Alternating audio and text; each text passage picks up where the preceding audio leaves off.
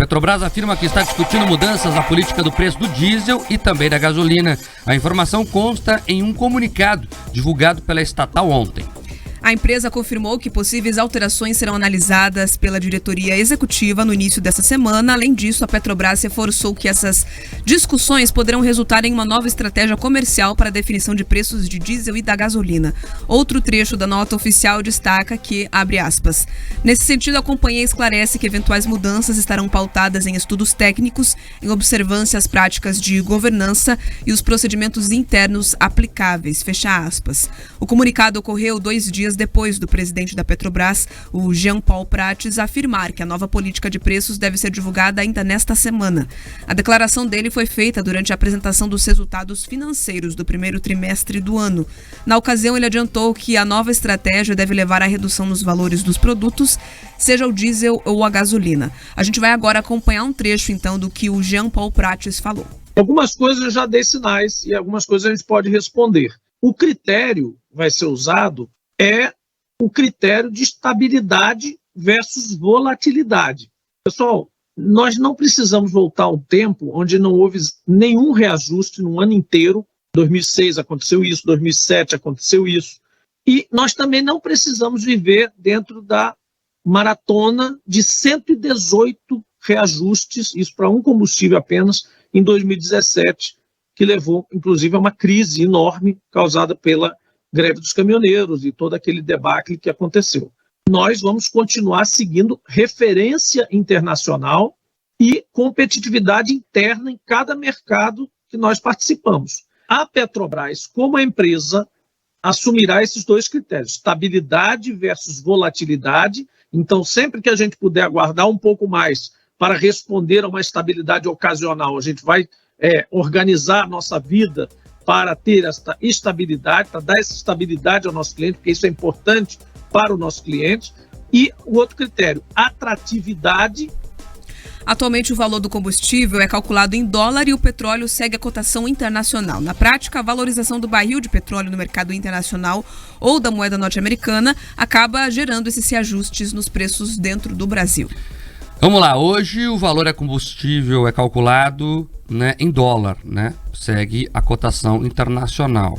O que o Lula disse na campanha? Que quer abrasileirar, é o termo que ele utilizava, a política de preços da Petrobras. Então, você escutou o Prato dizendo agora que ele quer dar maior volatilidade para esses preços, o que, segundo ele, deve acabar com a chamada escalada de preços, né? O preço do combustível aumenta muito porque está atrelado ao dólar.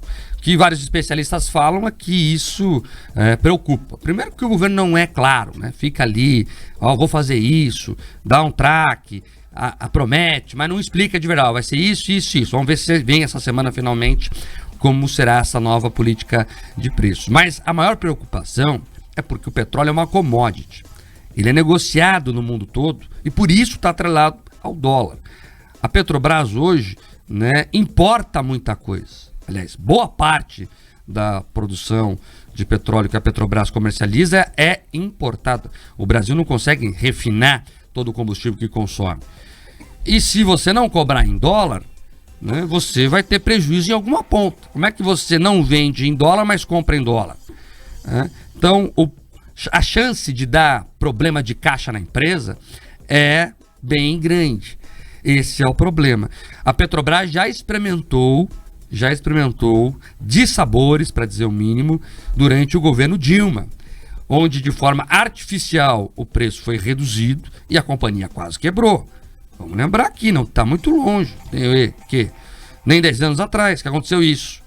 Então, o mercado é apreensivo para saber o que, né, vai acontecer a partir de agora. E o que essa notícia nos traz é, mais uma vez, a necessidade de se discutir, sim, né, a privatização da Petrobras. Eu sei que esse governo não quer isso, essa palavra proibida, é palavrão para qualquer petista falar em privatização.